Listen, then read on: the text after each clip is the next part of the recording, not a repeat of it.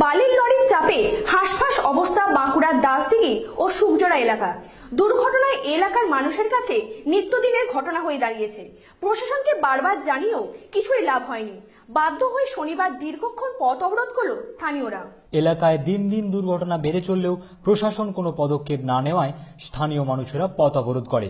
তাদের অভিযোগ, পরিস্থিতি এতটাই খারাপ যে শনিবারও কয়েকজন ছাত্রছাত্রীকে বালি লরিতে পিষে দেওয়ার উপক্রম করে। তারপর থেকেই উত্তেজিত জনতা দাসদিঘি সুকজোড়া মোড়ে পথ অবরোধ করে। পরে পুলিশ এসে অবরোধ তুলে দেয়।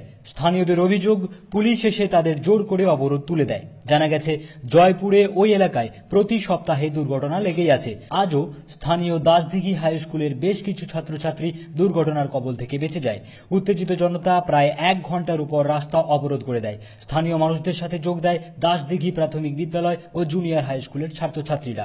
পরে জয়পুর থানার পুলিশ এসে জোর করে অবরোধ তুলে দেয়। স্থানীয় নবীন পাণ্ডে বলেন, এলাকায় দুর্ঘটনা কমানোর জন্য প্রশাসন আমাদের সাথে বসে ঠিক হয়েছিল দুর্ঘটনা কমানোর জন্য এলাকায় সিভিকের সংখ্যা বাড়ানো হবে, ব্যারিকেড বাড়ানো হবে, লরির একটি নির্দিষ্ট গতিবেগও বেঁধে দেওয়া হবে।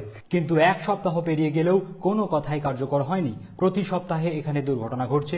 আজ পুলিশ এসে রাস্তা পরিষ্কার করার জন্য লাঠিচার্জ করছে, কিন্তু একটা কথাও ঠিকভাবে কার্যকরী হয়নি। গেলের মধ্যে অ্যাক্সিডেন্টের প্রভাব প্রচুর বেড়ে গেছে, সপ্তাহে একটা করে হতেই থাকছে। এই নিয়ে আমাদের ওসি সাহেব মিটিং করেছিল, সমস্ত এলাকার গ্রামবাসী বা ব্যবসাদার দিকে নিয়ে মিটিং করেছিল যে এই অ্যাক্সিডেন্টটা বাঁচাতে গেলে আমাদের কি করতে হবে।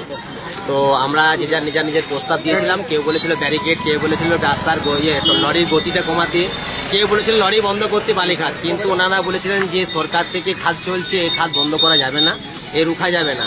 তো উনি বলেছিলেন দুটো কাজ করাতে পারে, একটা ব্যারিকেডের সংখ্যা বাড়ানো যেতে পারে, আর একটা হচ্ছে গতিবেগটা, লরির যে গতিবেগটা মিনিমাম একটা বাজার এলাকাতে রাখা দরকার আছে। ঠিক আছে, ওনারা প্রতিশ্রুতি দিয়ে গেছিলেন যে গতিবেগটা কমাবো, সেভিক সংখ্যা বাড়াবো। কিন্তু ইতিমধ্যে 1 সপ্তাহ কেটে গেল, তার মধ্যে ব্যারিকেডও বাড়ায় না এবং লরির যে গতিবেগ, সেই গতিবেগও কমানোর কোনো চেষ্টাই করে না। পুলিশ লাঠিচার্জ করছে সেটা পাবলিক সারার জন্য। আজ চাঁদার মোড়ে দীর্ঘদিন যাবত, আজকে এই যে কটা অ্যাক্সিডেন্ট হলো, 1 মাস হলো, প্রতি বুধবার প্রতি সপ্তাহে একটা করে অ্যাক্সিডেন্ট চাঁদরা মোড়ে লেগে আছে। কোথাও রোড জ্যাম বলে শুধু বাইরে খবর আসে চাঁদরা মোড়ে অ্যাক্সিডেন্ট হয়ে গেছে। ঘটনাটা ঘটেছে বলতে এইখানে যে ছেলেগুলো সুকজোড়া থেকে দাসদিঘি স্কুলে পড়তে আসে, দ্বিতীয় কথা হচ্ছে এখানেতে ট্রাফিক দেওয়া হয়েছে বারবার। বাচ্চারে এখানেতে অ্যাক্সিডেন্ট হয়েছে 1 মাসের মধ্যে। 4টে অ্যাক্সিডেন্ট হওয়ার পরে কোনো প্রশাসন এখানেতে কর্তৃপক্ষ দায়ী নয়। প্রশাসনই মানে ওরা আইনে যাচ্ছে না, ও জোর জুলুম করে চলে যাচ্ছে।